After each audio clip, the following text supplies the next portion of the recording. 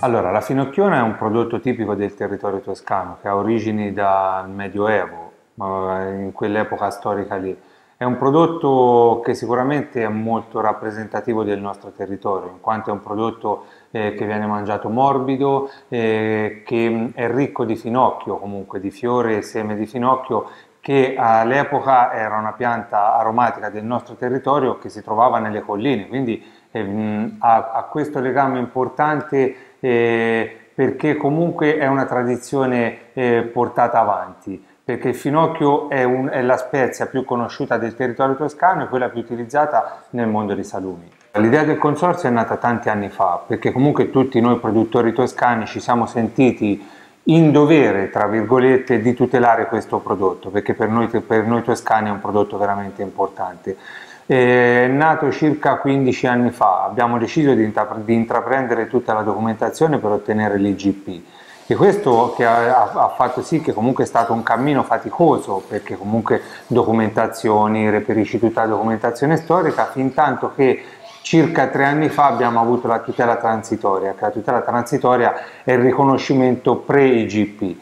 E da quello poi dopo in pochissimo tempo siamo arrivati al riconoscimento IGP che ci ha gratificato e dato tante soddisfazioni. Secondo me il mondo del food si sta evolvendo nella ricerca dei prodotti tipici, nel senso non c'è bisogno di stravolgere, ma solo di rispettare le ricette e ritirare fuori quello che comunque i nostri vecchi, tra virgolette, ci hanno tramandato. Questa è la prossima evoluzione, quella di andare a ricercare le tradizioni e le tipicità dei prodotti. Noi come consorzio cosa facciamo? Tuteliamo questo prodotto, vigiliamo, comunque stiamo attenti che tutti i produttori rispettino il disciplinare, rispettino quelle che sono le lavorazioni, poi ognuno nell'ambito del disciplinare se la personalizza come vuole, però fermo restando dei paletti ben precisi che sono all'interno del disciplinare di produzione.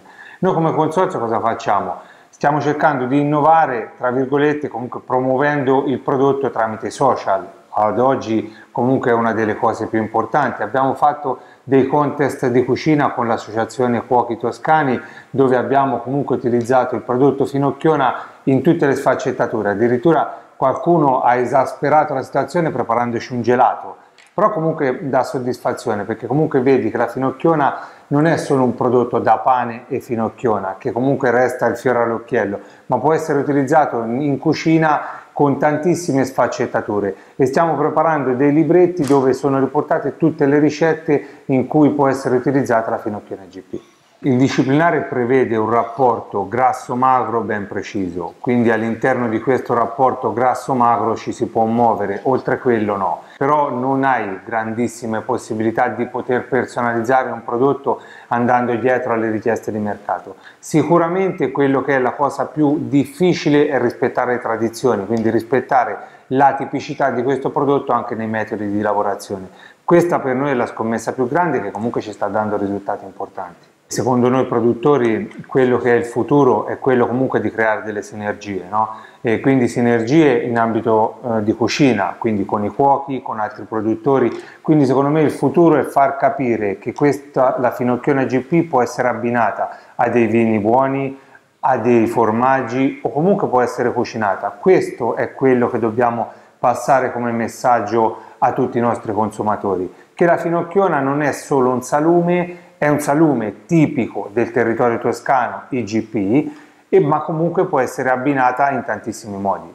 Sicuramente il budello naturale ha dentro di sé quella tradizione che comunque ci portiamo dietro. Il budello naturale comunque aumenta la qualità ancora del prodotto. Perché? Perché comunque protegge il salume. Il budello naturale ha comunque un'azione anche protettiva dell'impasto che rimane all'interno, e quindi lo aiuta a stagionare, a maturare in maniera diversa rispetto a un budello sintetico o altre tipologie di budelli che si trovano in commercio.